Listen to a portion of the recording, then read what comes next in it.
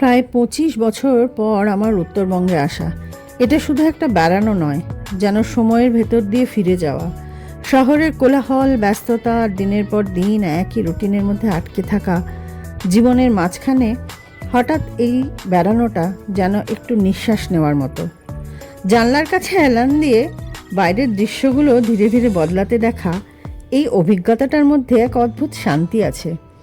মনে হতে থাকে এই পথটা শুধু গন্তব্যের দিকে নয়, বরং নিজের ভেতরের কোনো হারিয়ে যাওয়া সময়ের দিকেও নিয়ে যাচ্ছে। হঠাৎ বাইরের ছবিটা পাল্টে যায়।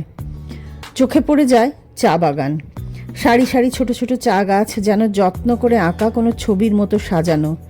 এই দৃশ্যটা দেখলেই ভেতর থেকে এক অদ্ভুত উচ্ছ্বাস উঠে আসে, যেন বহুদিনের চেনা স্মৃতির সাথে আবার মুখোমুখি হওয়া।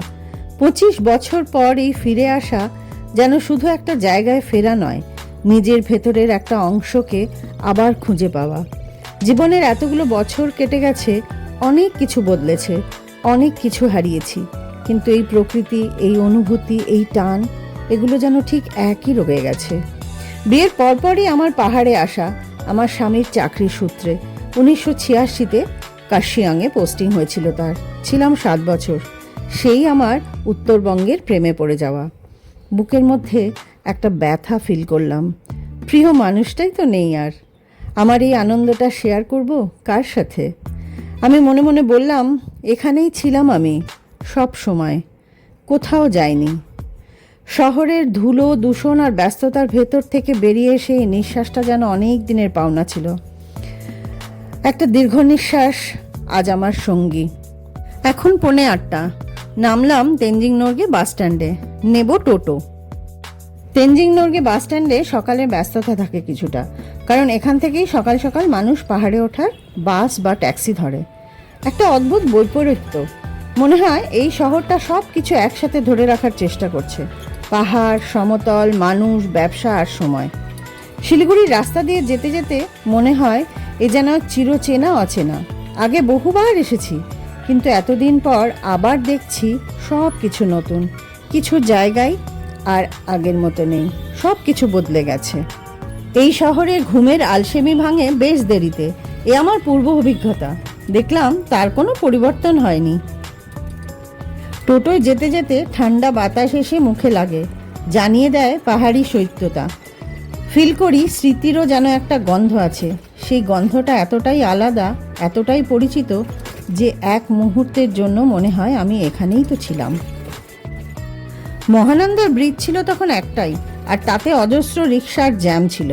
নতুন ব্রিজ হওয়ায় সেই অস্বস্তিটা কমেছে, তবে মহানন্দাকে দেখে বেশ কষ্টই হলো। কঙ্কালসার চেহারা এখন। বর্ষায় বোধহয় অন্য রূপ ধরে। নতুন বিল্ডিং, নতুন দোকান, নতুন ভিড়, সব কিছু মিলে একটা বদলে যাওয়া শহরের ছবি। এই এয়ারভিউ হোটেলটা আছে আমার স্মৃতির মাইল ফলক হয়ে। কতবার এখানে ভোরবেলা বাস থেকে নেমে ফ্রেশ হয়ে ব্রেকফাস্ট করেছি। এই পেট্রোল পাম্প, এইখানেই বাস তখন এসে নামাতো আমাদের। সব যেন ছবির মতো চোখের সামনে ভেসে আসছে। মনে হয় এই যাত্রার আসল সৌন্দর্য গন্তব্যে পৌঁছানোতে নয়, বরং এই পথে থাকা প্রতিটা মুহূর্তে। বাস্তবে ফিরতেই ধাক্কা এটাই যে এই লাগেজ নিয়ে উঠতে হলো 3 তলায় সিঁড়ি বেয়ে।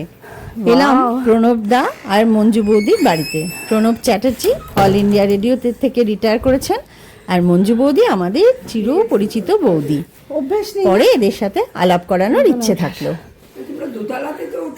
আমার থাকার ঘর।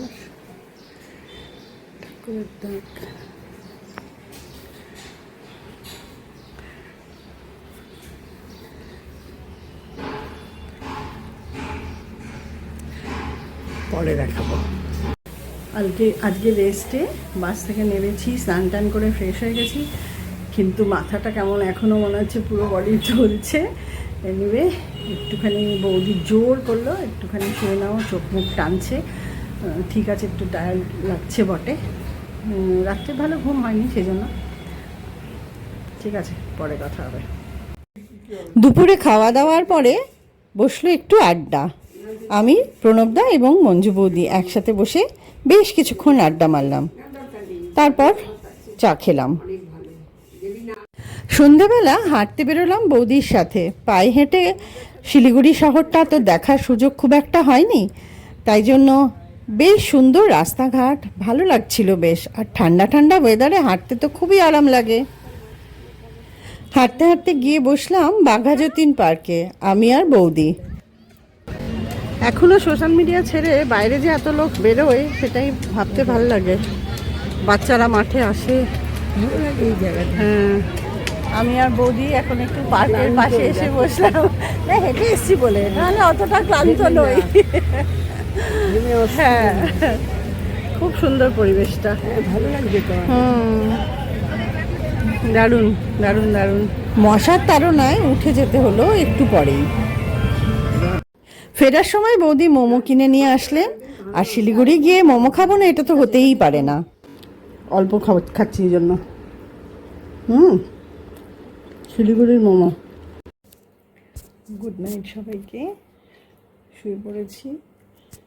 এটা দেখানোর জন্যই ভিডিওটা করছি। এটা হলো মশারি টাঙিয়ে শুয়েছি। আজ কত বছর পরে যে আমি মশারি টাঙিয়ে শুলাম তার কোনো ঠিক নেই। প্রচুর বছর পরে, প্রচুর প্রচুর প্রচুর বছর পরে। যাই হোক, আশা করি প্রচণ্ড টায়ার্ড আছি, ঘুমিয়ে যাব। সবাইকে গুড নাইট।